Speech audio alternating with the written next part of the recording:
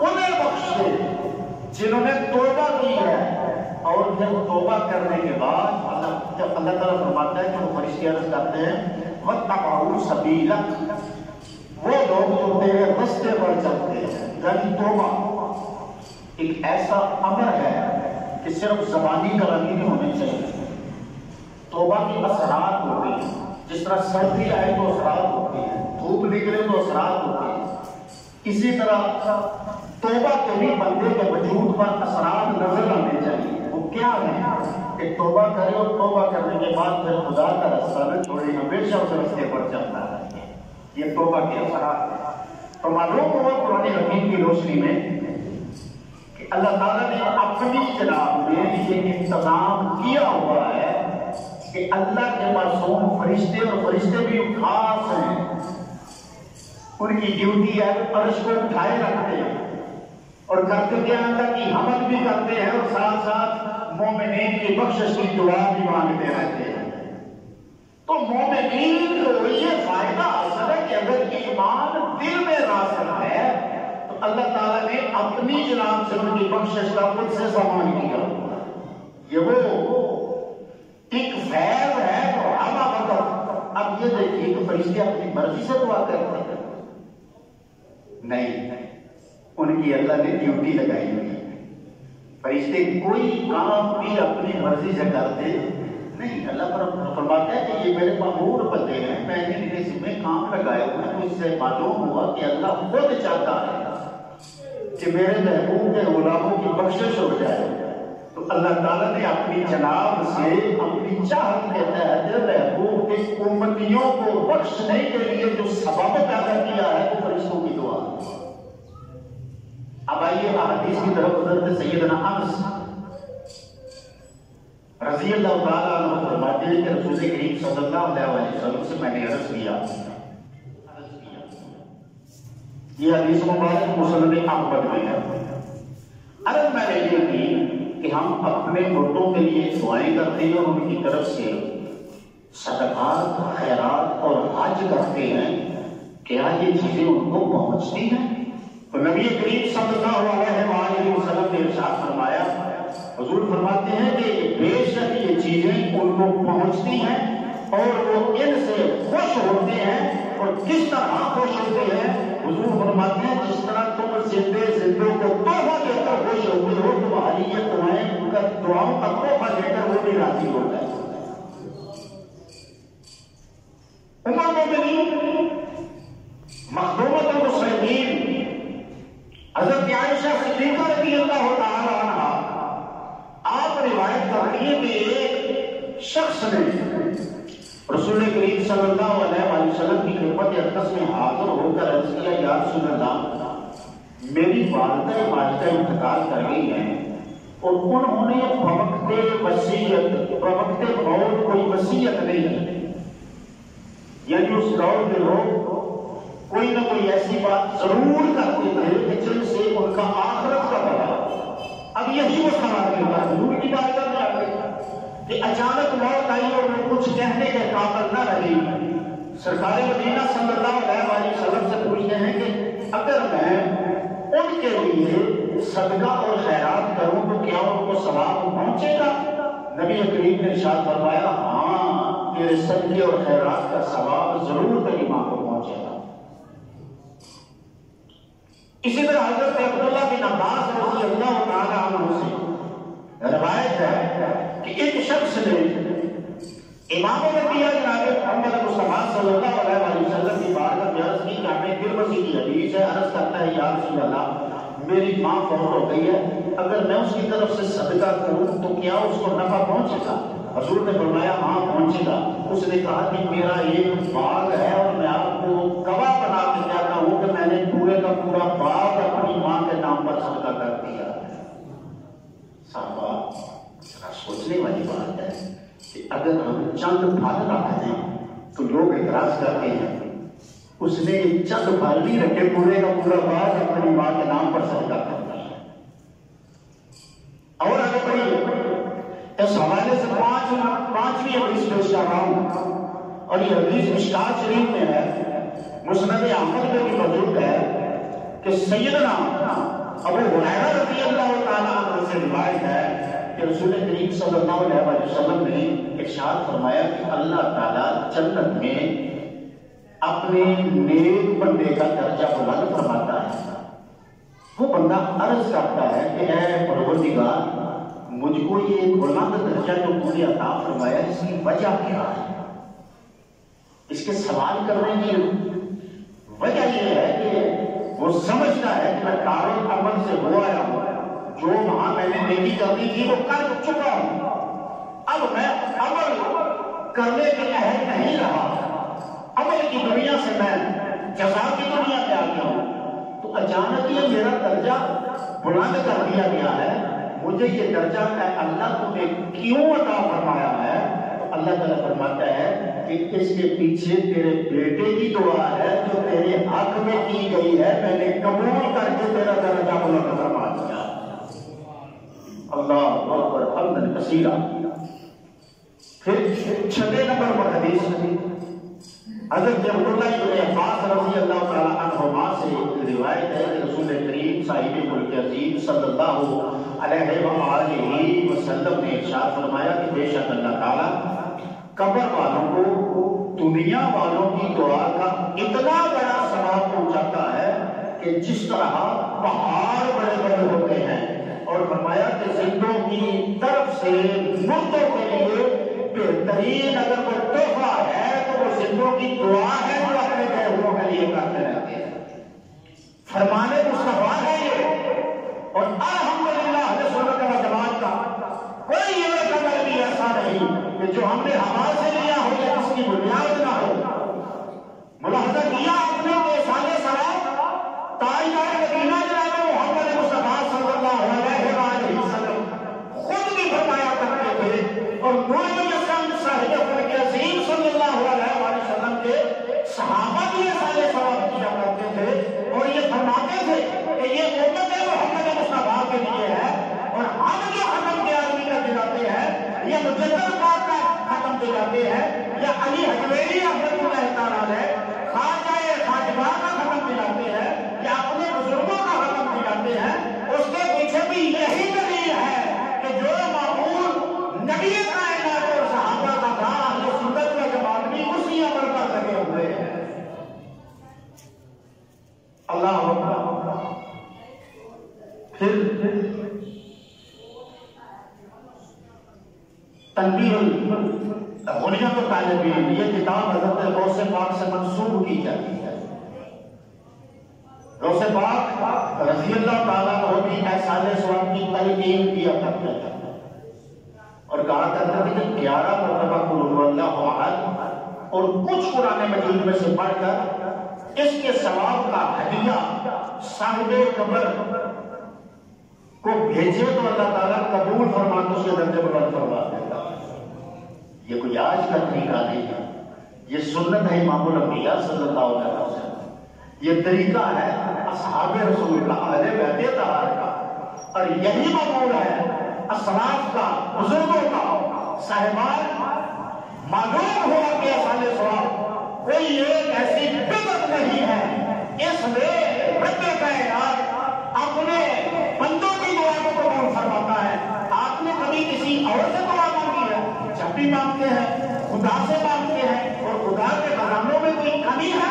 اللہ تو فرماتا ہے کہ میں تو غنی ہوا یقین میں، میرے جیسے کون ہے زمانے میں، میں یکتا واحد ہوں، میں جسے چاہتا ہوں جتنا عطا فرما دیتا ہوں. تو صاحبہ جب ایک سائل اللہ کی بارگاہ میں عرض کرتا ہے تو رب کائنات اس کی التجا کو قبول فرما کے، اس کی دعا کو قبول فرما کے اس کے والدین کے برزخ میں درجات ہمیشہ بلند کرتا رہتا ہے. اور یہی وجہ ہے کہ امام الانبیاء جناب محمد مصطفیٰ صلی اللہ علیہ وآلہ وسلم نے ارشاد فرمایا، حضور فرماتے ہیں کہ میرے بعض امتی ایسے ہوں گے کہ جو شام کے اعمال سے مرتے وقت جہنمی ہوں گے، لیکن کل قیامت والے دن جب انہیں دوبارہ زندہ کیا جائے گا تو وہ جہنمی نہیں بلکہ جنتی ہوں گے. اس کی نہیں یا رسول اللہ اس کے پیچھے حکمت کیا ہے؟ نبی کائنات نے فرمایا اس کے پیچھے حکمت یہ ہے کہ جنہیں وہ پیچھے چھوڑ گئے تھے اپنی اولاد و اقربا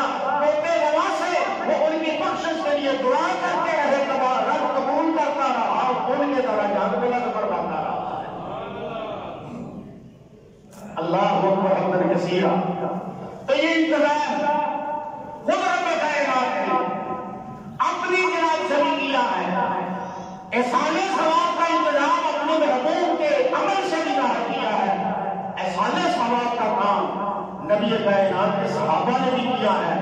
ہمارے اسلاف ہمارے بزرگوں کا یہ طریقہ ہے. اور اس میں دیکھیے صدقہ جو ہوتا ہے نا یہ تو زندوں کی بلائی بھی دور کر دیتا ہے. کہا جاتا ہے نا کہ صدقہ رہتے بلا ہے. بعض لوگ ایسے ہیں ان کو بیماری بھی چھوڑ دی. بزرگ کہتے ہیں صدقہ دیتے رہو مسلسل اور صدقہ بیماری کی کاٹ کر دیتا ہے. اگر ایک صدقہ ایک زندے کی بلائیں دور کرتا ہے تو جو دنیا سے چلا گیا ہے اس کی بلائیں دور نہیں کرتا ہے.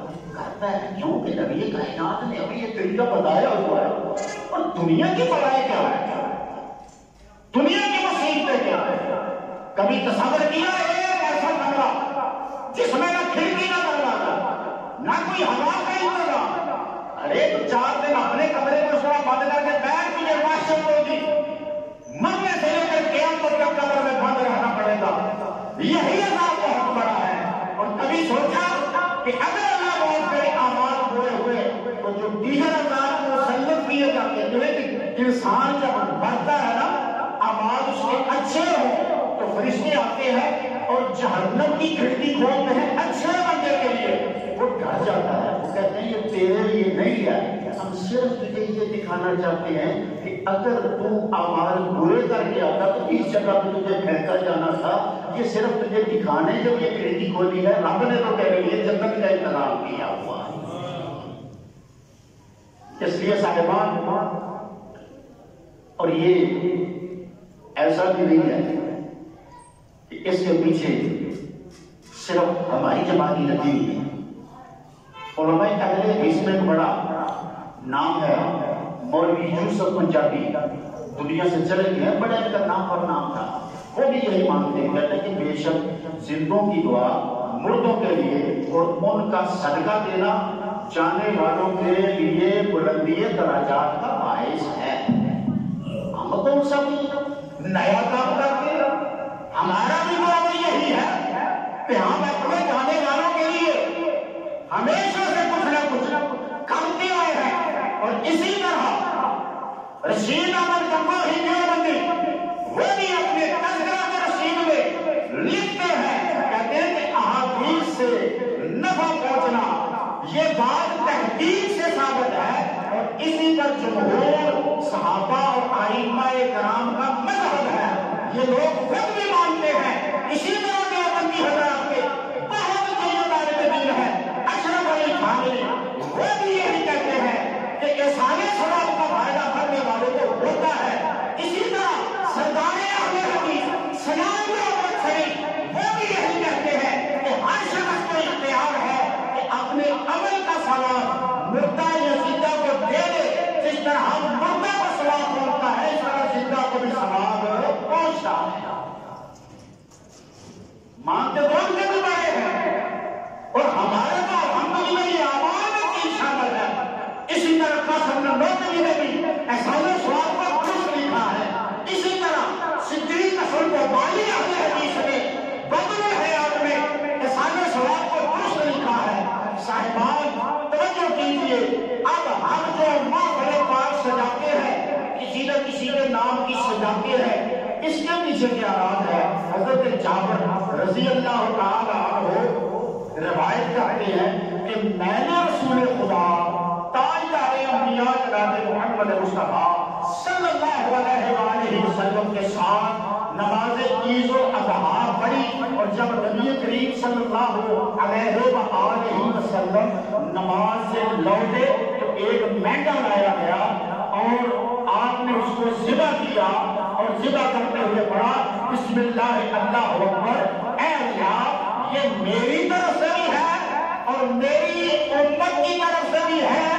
امت کا ہر شخص جس نے قربانی نہیں کی, پروردگار میں اپنی قربانی کا ثواب اپنے لیے بھی اور اپنی امت کے ان لوگوں کے لیے بھی تیری بارگاہ میں پیش کر رہا ہوں. یہی سارے ثواب ہے یا نہیں؟ بولیے ہر واضح طور پر اسی طرح حضرت حنش رضی اللہ تعالیٰ فرماتے ہیں کہ میں نے علی المرتضیٰ شیر خدا کرم اللہ وجہہ الکریم کو 2 قربانیاں کرتے ہوئے دیکھ کر پوچھا کہ یا رسول اللہ آپ 2 قربانیاں کیوں کر رہے ہیں؟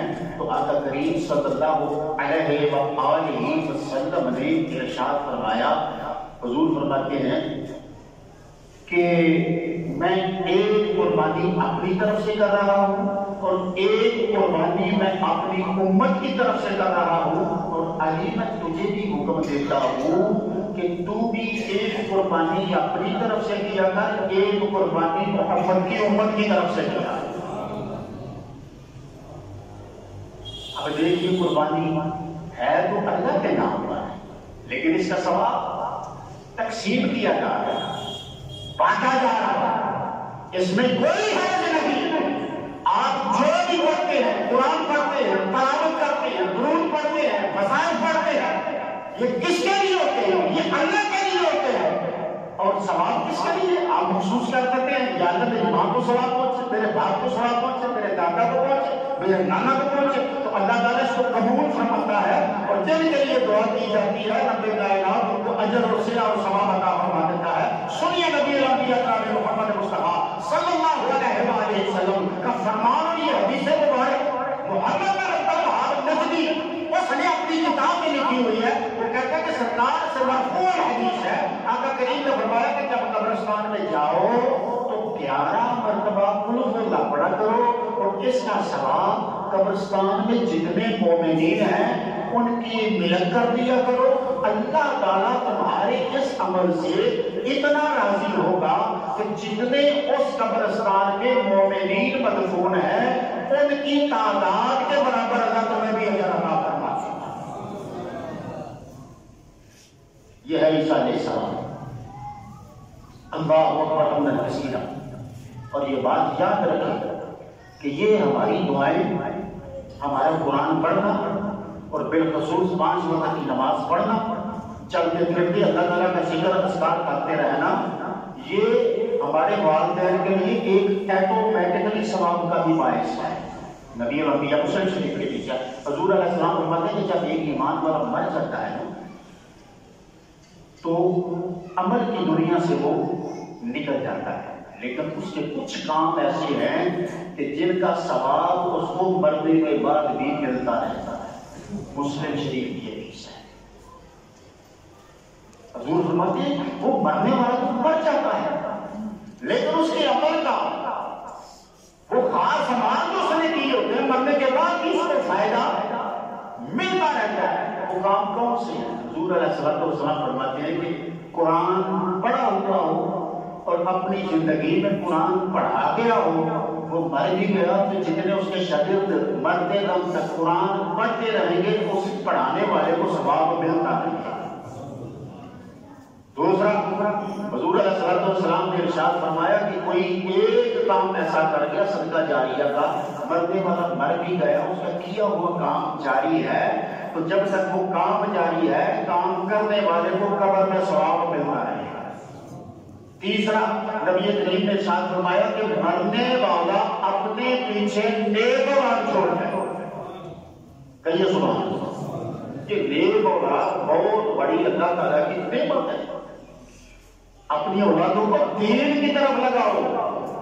ہماری اولادوں کو کلمے پورے نہیں آتے، نماز صحیح طرح نہیں آتی، دعائیں تک نہیں آتی، اور ہماری بدقسمتی کہ ہم نے بچوں کو بڑے بڑے مہنگے اسکولوں میں داخل کروا دیا ہے، ان کے اٹھنے کا، ان کے ناشتے کا، ان کے لیے اسکول کالج جانے کے لیے گاڑی تک کا بڑی بڑی فیسیں لے کر انتظام کیا ہوا ہے، لیکن دین کے حوالے سے ہم ان کو دین سے دور رکھ کر ان کے ساتھ بھی دشمنی کر رہے ہیں، اپنے ساتھ بھی دشمنی کر رہے ہیں۔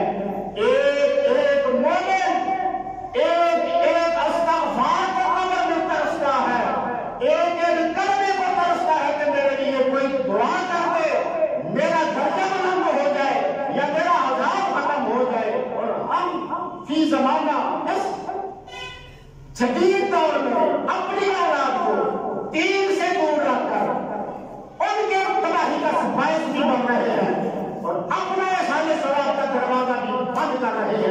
اگر اولاد نیک ہو، اگر اولاد پرہیزگار ہو، اگر اولاد قرآن پڑھنے والی ہو، اگر اولاد نبی کائنات کے راستے پر چلنے والی ہو، تو اولاد کا فائدہ کیا ہے؟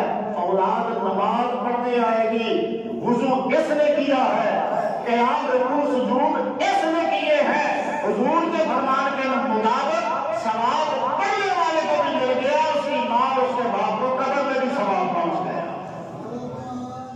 اپنی اولادیں نیک بناؤ، اپنی اولادیں پرہیزگار بناؤ، اور فی زمانہ ہماری اولادیں دجالی فرقے کا شکار ہے، دین سے بہت دور ہو چکے ہیں۔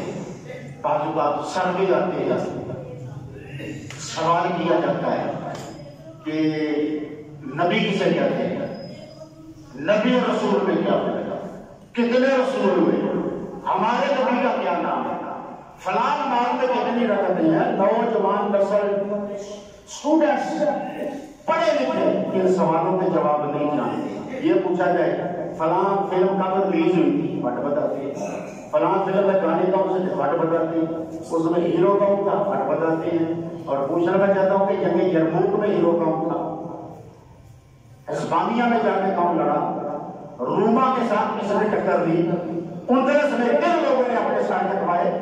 ہم بالکل اپنی تاریخ سے منہ موڑے ہوئے ہیں۔ میرے صاحبان، نبی کائنات نے ساتھ فرمایا مرنے کے بعد تیسرا مقام جس کا مرنے والے کو فائدہ ہوتا رہتا ہے اس کی وہ نیک اولاد ہے، اور نیک اولاد نیک عمل کرتی رہتی ہے، اجر سے اس کے والدین کو ملتا رہتا ہے۔ یہ ایک ایسے سبب ہیں کہ جو احسان ثواب کو جاری رکھے ہوئے ہیں۔ اب دیکھیے ایک شخص آ گیا، اس کے ذہن میں بھی نہیں کہ میں اپنی ماں کو یا اپنے باپ کو اس کا ثواب پیش کروں، وہ آتا ہے آنکھوں میں نماز پڑھ کے چلا جاتا ہے، لیکن اس کے ذہن میں بے شک نہ ہو اللہ نے اس کے عمل کا اجر اس کے ماں باپ کو ضرور دینا۔ یہ دروازے کھلے ہوئے ہیں۔ اللہ اکبر حمدن کثیرہ۔ صاحبہ، سرکار دو عالم جناب محمد مصطفیٰ صلی اللہ علیہ وسلم کے ایک صحابی حضرت ابو ایوب انصاری، جنہیں بے زبان رسول کہا۔ یہ وہ خاندان تھا جو صدیوں سے مدینہ منورہ میں حضور کا انتظار کر رہا تھا۔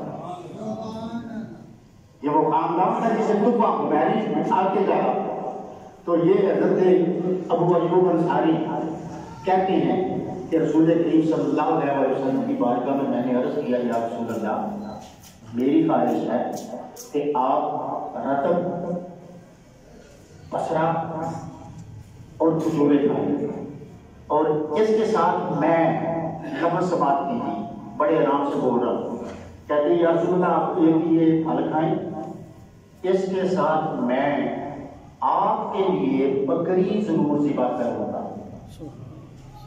آپ کے لیے مخصوص کر رہا ہے،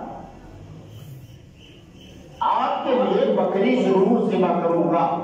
تو حضور نے فرمایا کہ اگر وہ بکری ذبح کرنا چاہتا ہے تو ایسی بکری ذبح نہ کرنا جو دودھ دینے والی ہو۔ تو انہوں نے بکری کا نر یا مادہ بچہ پکڑا اور اس کو ذبح کیا، تو حضور علیہ السلام کے سامنے یہ عمل ہوا، اور اس میں ہے کہ یا رسول اللہ میں آپ کے لیے ذبح کروں گا، اور اس ذبیحے کی نسبت حضور کی طرف کی ہے کہ میں یہ بطور خاص آپ کے لیے ذبح کرنا چاہتا ہوں۔ اب ذبح کرتے وقت تکبیر پڑھی گئی ہے، بسم اللہ ہے، اللہ اکبر، اللہ اکبر کہا گیا ہے، تکبیر کے وقت صرف اللہ کا نام لینا ہے، لیکن نسبت ذبیحہ کی آپ کسی کی طرف کر سکتے ہیں۔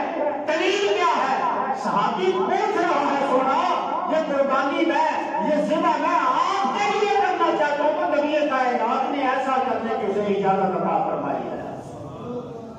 ذبح کرتے ہیں اللہ کا نام، اور ہم کہہ سکتے ہیں کہ یہ بکرا غوث پاک کے بعد سمجھ آتی مسئلے کو، ہم کہہ سکتے ہیں یہ بکرا داتا صاحب کے لیے، ہم یہ کہہ سکتے ہیں یہ بکرا ہمارے ابا کے ثواب کے لیے، اماں کے ثواب کے لیے۔ دلیل حدیث مصطفیٰ کی برانی شریف کی حدیث ہے، حوالہ بھی یاد رکھیں۔ اسی طرح حضرت جابر رضی اللہ تعالیٰ عنہ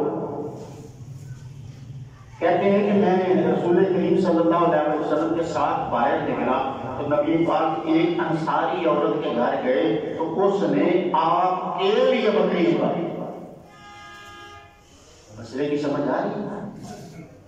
کہتے ہیں کہ میں اس انصاری صحابی نے آپ کے لیے بکری چبائی، حرام ہوگا؟ اللہ کے رسول کی بات ہے، ایسا نہیں ہے۔ سیدھا کے وقت اللہ کا نام لیا جاتا ہے۔ اب دیکھیے ہر جگہ اذان میں اللہ کا نام لیا، اللہ کے رسول کا نام لیا، قرآن میں اللہ کا نام لیا، اللہ کے رسول کا نام لیا، نماز میں اللہ کا نام لیا، اللہ کے رسول کا نام لیا، لیکن ذبح کے وقت صرف اللہ کا نام کیوں ہے؟ اس میں بھی ایک حکمت ہے، اور وہ حکمت یہ ہے کہ یہاں جان جانے کا موقع ہوتا ہے۔ رب نے کہا جان جا رہی ہے، یہ مجھ پر رہنے دو، باقی کام جو ہے اس میں ہر موقع پر میرے محبوب کو بھی یاد رکھا صلی اللہ علیہ وآلہ وسلم۔ صاحبان، پھر ایک مسئلہ ہوتا ہے کہ دن کیوں مقرر کرتے ہیں؟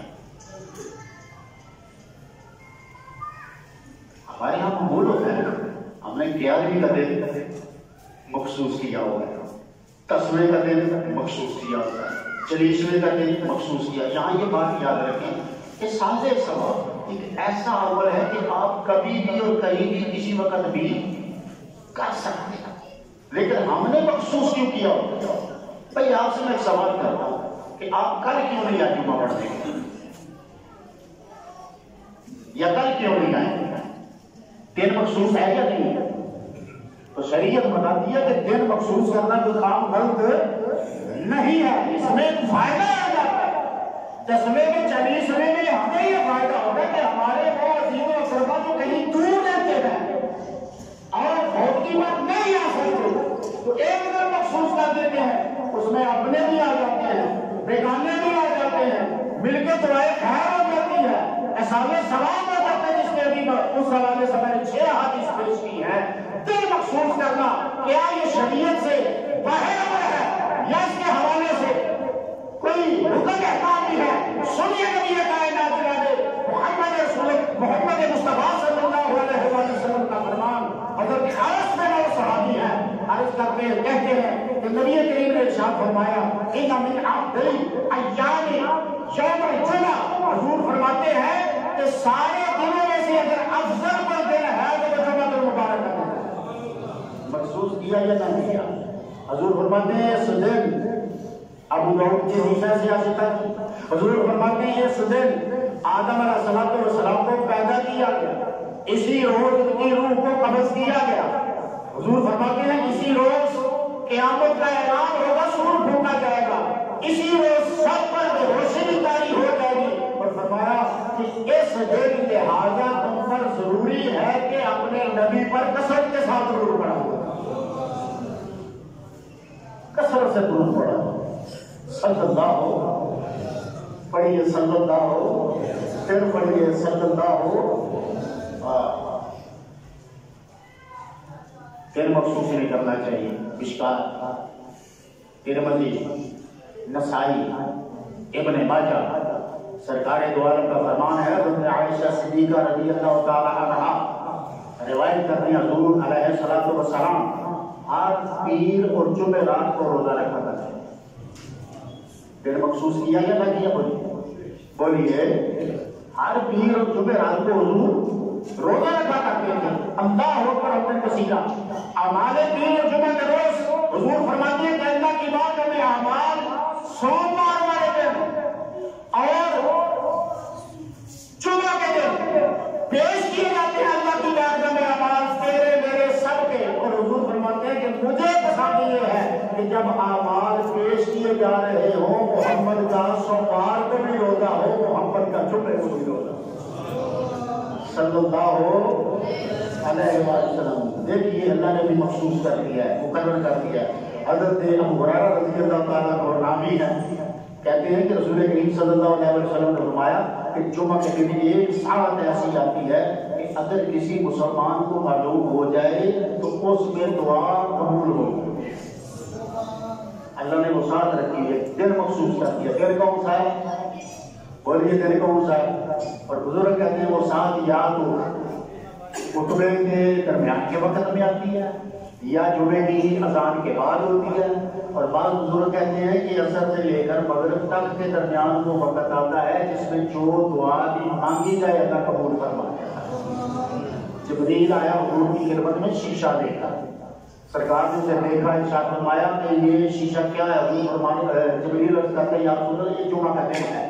نبی کائنات نے فرمایا اس میں یہ ایک باسا لگا ہوا ہے، یہ کیا ہے؟ عرض کرتے ہیں یا رسول اللہ یہ وہ مخصوص گھڑی ہے جس میں اللہ دعا قبول فرماتا ہے. اسی طرح نبی کائنات صلی اللہ علیہ وسلم سفر کے لیے دن مخصوص کیا ہوا تھا، حضور جمعرات کو سفر کیا تھا. دن مقرر ہے، وقت مقرر ہے، پھر احسان ثواب محقق ہے، اس میں کوئی دو رائے نہیں ہے. نبی کائنات صلی اللہ علیہ وآلہ وسلم کہ یہ فرامین ہے، آپ کے اعمال ہیں. اب تھوڑی سی گفتگو اس حوالے سے کہ آپ لوگ ختموں میں کھانا سامنے کیوں رکھتے ہیں؟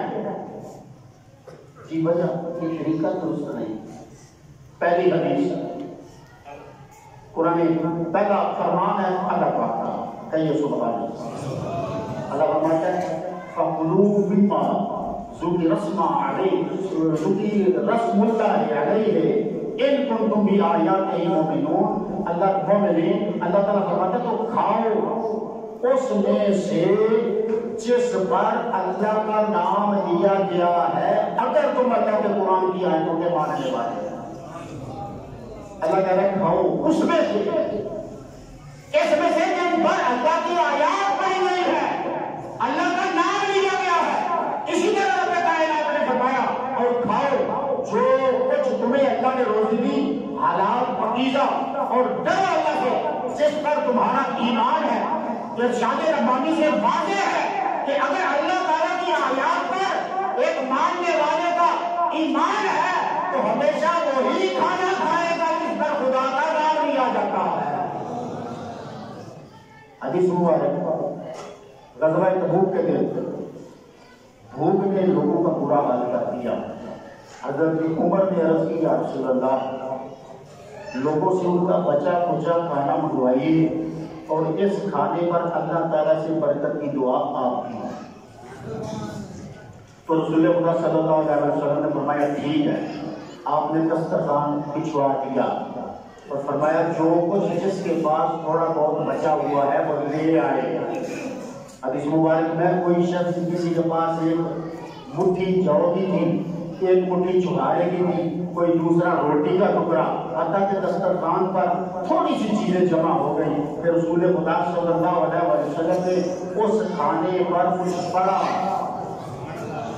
ذرا تو نندبار سے حضور نے اس کھانے پر کچھ پڑا اور فرمایا کہ اس میں سے اٹھاتے چلے جاؤ، اپنے برتن بھرتے چلے جاؤ. پھر لوگ اٹھے، انہوں نے پہلے اپنے اپنے برتن بھرے، یہاں تک کہ لشکر میں جتنے بھی برتن تھے سب کے سب کھانے سے بھر گئے، حتیٰ کہ پھر اس کے بعد سب نے کھایا، سب کے شکن بھر گئے، سب سیر ہو گئے اور باقی پھر اسی طرح کا بچا ہوا ہے. تب نبی کائنات صلی اللہ علیہ وآلہ وسلم نے ارشاد فرمایا میں محمد گواہی دیتا ہوں کہ اللہ کے علاوہ عبادت کے لائق کوئی نہیں اور میں اللہ کا رسول ہوں. اور جو کوئی بندہ اس گواہی کو لے کر اللہ سے نہ ملے جبکہ شک نہ کرے تو پھر وہ جنت میں ہے، جنت اس سے حجاب میں رہے گی. رب کائنات کے حبیب نے اس موقع پر بھی کھانا سامنے رکھا ہے، سامنے رکھ کے بڑا ہے، دسترخوان بچھایا گیا ہے. یہی عمل 1400 سال پہلے بھی تھا، یہی عمل آج بھی جاری ہے. اور پھر نبی کائنات جناب محمد مصطفیٰ صلی اللہ علیہ وسلم کوئی ایک حدیث ہو تو بیان کرے. اصحاب بھائی ایک ہی آتے رہے یا رسول اللہ ہمارے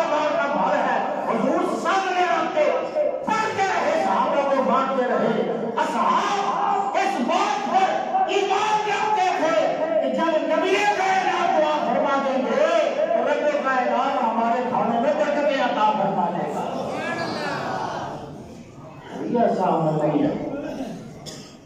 اللہ حضرت ابو ہریرہ کہتے ہیں کہ میں نبی پاک کے پاس کچھ چھوہارے لے کر آیا اور ان سے عرض کی یا رسول اللہ آپ کے ان چھوہاروں کے لیے برکت کی دعا فرمائیں. تو حضور نے ان چھوہاروں کو آپس میں ملایا اور پھر ان پر میرے لیے برکت کی دعا کرنا اور حضور نے فرمایا کہ اسے اپنی پتلی میں ڈال دو توشہ دان میں سے رکھ دو اور فرمایا کہ جب اس توشہ دان سے تم لینا چاہو تو اس میں اپنا ہاتھ ڈالنا ہے اور نکال لینا ہے اور ہاں اس توشہ دان کو کبھی چاڑنا نہیں ہے. جیسے میں تمہیں دے رہا ہوں جتنی ضرورت پڑے اس سے جوڑے نکالو چھوارے نکالو کھاؤ اس کو جھاڑنا نہیں ہے. اللہ اکبر. آپ کہتے ہیں کہ وہ توشہ دان اب میرے پاس موجود ہے. جب بھوک لگتی میں اسے اپنی نگاہ نکالتا اور کہتے ہیں کہ کتنے وسق کتنے من میں نے اسے نکال کر اللہ کی راہ میں خیرات بھی کیے. میں خود بھی کھاتا رہا اور وہ توشہ دان ہمیشہ میری کمر کے ساتھ بندھا رہتا تھا یہاں تک کہ جس دن حضرت عثمان کو شہید کیا گیا تو بغداد میں وہ توشہ دان مجھ سے گر گیا. اور حقیقت کیا ہے کہ اگر وہ ان کے پاس رہتا ساری عمر کھاتے رہتے لنگر تو مصطفیٰ نے دعا کر دی تھی ختم ہونے والا نہیں تھا. صاحبہ معلوم ہوا کہ لنگر سامنے رکھ کر تاجدار مدینہ نے دعا کی ہے. سنی بھی یہی کام کرتے ہیں. اور پھر حضرت انس رضی اللہ تعالیٰ عنہ سے روایت ہے کہ رسول کریم کا جس روز حضرت سیدہ زینب ام المومنین سے نکاح ہوا تو انس کہتے ہیں کہ میری ماں ام سلیم نے کچھ چھوارے گھی اور پنیر کا علاقہ کیا اور اس سے حلوہ بنایا. غلام نواز سے لوگ کہتے ہیں سنی حلوہ بڑا کھاتے ہیں کیوں نہ کھائیں. مشکات شریف کی حدیث ہے نبی کائنات نے ارشاد فرمایا مجھے دو غذائیں بہت پسند ہیں ایک حلوہ اور ایک شہد. ہم تو حضور کے فرمان پر عمل پیرا ہے اور یہ ہمارا مقدر ہے کہ اللہ نے ہمارے مقدر میں حلوہ لکھا ہوا ہے. بدلنا بعض لوگ ایسے بھی ہیں جن کی فکر میں کالے کپڑے کھانا بھی شہد لکھا ہوا ہے. سنی آپ نے مقدر پہ ناز کیا کر اللہ نے مجھے اس جماعت میں رکھا ہے جس میں کوئی ایسی شے شامل نہیں ہے. سب جائز ہیں حلال ہیں اور ایسی کھانے کو شاید مجھے ملتی نہیں ہے. اور بعض مولویوں نے چڑھ کے طور پر بات آئے کر کبے پکا کے کھائے ہیں وہ کھاتے ہیں پتہ نہیں کیا کیا کھاتے ہیں. آپ کو اگر بتایا جائے تو آپ حیران ہو جائیں گے یار یہ لوگوں کے عقیدے کیسے ہیں. اور ہمیشہ ناز کیا کر کہ جب بھی تیرے سامنے لنگر آتا ہے لنگر بھی پاک ہوتا ہے اور پاکوں کا نام بھی لیا ہوتا ہے. اللہ میری آپ کی حاضری قبول فرمائے. آج جمعہ مبارک کی کا سال ثواب کا ہماری عزیزہ مرحومہ سندر بیگم اسکاٹ لینڈ میں ان کا انتقال ہوا. پاکستان میں ان کے لیے ادھر ہمیں حکم ہوا ہے کہ آپ نے محبت کروانی ہے. لنگر کا باہر انتظام ہے. اب نعت شریف ہوگی اور اس کے بعد ختم پاک پڑھا جائے گا اور بعد میں انشاءاللہ نماز ادا کر کے کوئی بھی اس لنگر سے اٹھ کے نہ جائے. یہ سرکار کا لنگر ہے. سال سوال بھائی صاحبہ اللہ تعالیٰ آپ کے والدین کے درجات کی بلند کرے. الحمدللہ ہمارا سنیوں کا یہ بھی بڑا ایک حسن ہے کہ جب ہم دعا کرتے ہیں تو دعا کرنے میں ہر حصہ نہیں ہوتے. ہم دعا کرنے میں سب کو شامل کرتے ہیں اور اللہ تعالیٰ بغیر حساب سب کو اس کا عطا کرتا ہے. درود پاک پڑھنا.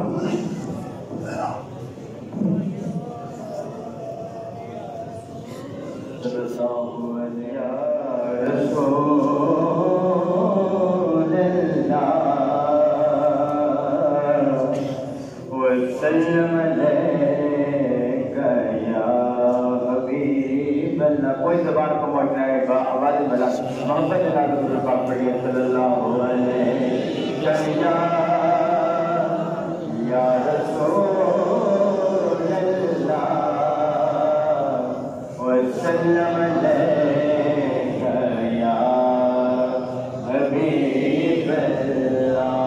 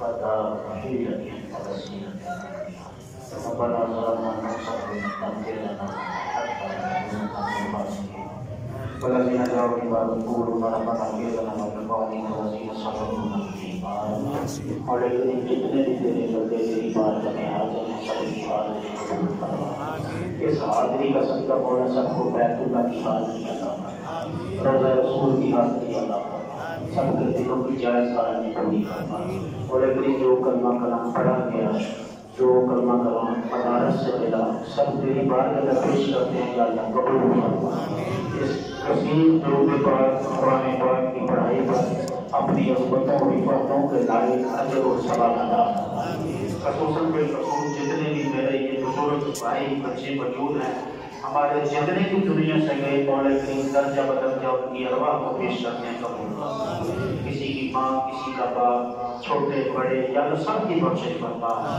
بھائی محمد ساجد صاحب ماتا شریف پورا والے ان کی والدہ والدہ کا انتقال ہوا مولا کریم مرحومہ کے درجات بولا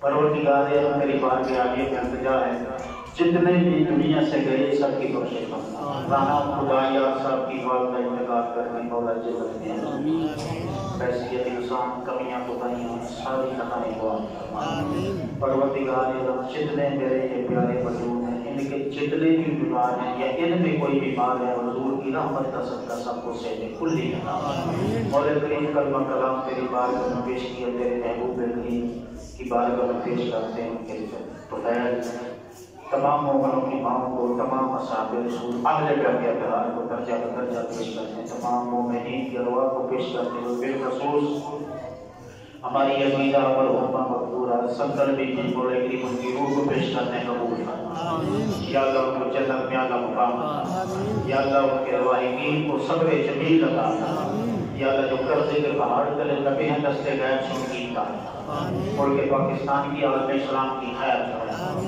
جس کے دل میں جو جائز حاجت اپنے فضل و کرم سے قبول کرے مولا کریم پھر التجا کرتے ہیں جتنا بھی پڑھا گیا ہے اس کو نور کی صورت ہمارے جانے والوں کی قبول میں داخل کرنا پیر سید سرکار نشاء شیخ القرآن حضرت قائم دین مولا کریم ان کے درجات مولا کریم اس مجلس میں تیرے نیک بندے سادات بھی ہیں ہم بھی ہیں مولا کریم سب کے ہاتھ اٹھانے کی لاج رکھ کے ہماری دنیا میں بھی عزت رکھ ہمیں قبر میں بھی عزت عطا فرما ہمارا حشر بھی شروع فرما صلی اللہ تعالی خیر خلقہ ونور عرش محمد مولا کریم جو بے اولاد ہمیں اولاد صالح آمین کہہ دیے یا اللہ جو بے اولاد ہیں اولاد صالح یا اللہ جو بے اولاد ہیں واسطہ دیتا ہوں ان نور عالموں کا جنہوں نے عام سیدہ طیبہ طاہرہ کی گود میں کھولی مولا کریم بے اولادوں کو اولاد صالح اولاد والوں کو اپنی اولاد کی اچھی تربیت کی توفیق عطا فرما